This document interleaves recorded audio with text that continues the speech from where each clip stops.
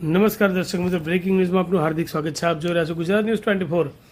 Dabhoi Vadodara highway પર triple અકસ્માત, એક સાથે 4 વાહનો અથડાયા. હાઈવે પર કિલોમીટર લાંબો ટ્રાફિક જામ. ડભોઈ તાલુકાને ફરતી કોઈ ગામ ડભોઈ વડોદરા હાઈવે ઘટના.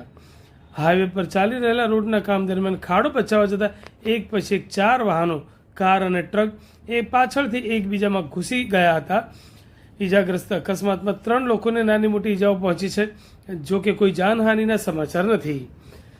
4 વાહનોમાં મોટા પાયે આર્થિક નુકસાન થયું છે. અકસ્માતના પગલે હાઈવે ઉપર 1 કિલોમીટર સુધી વાહનોની લાંબી કતારો લાગી હતી. અકસ્માતનું મુખ્ય કારણ કોન્ટ્રાક્ટરની બેદરકારી અને સ્થાનિકો અને વાહન ચાલકોના જણાવ્યા મુજબ અકસ્માતના પાછળ નીચેના કારણો જવાબદાર હોવાનું જણાય છે કે અધેરું કામ અને રોડ પર ખાડાઓ. રોડ પર કામકાજ ચાલતું હોવાથી અચાનક સાઈડ ઉપર પડેલા ખાડાને બચાવવા જતાં વાહનોએ બ્રેક મારવી પડી હતી. સૂચના બોર્ડનો અભાવ હોવાના કારણે સાઈડ પર કોઈ રેડિયમ કે સ્ટીકર સૂચના ન હોવાથી દૂરથી વાહન ચાલકોને ખતરો દેખાતો નથી.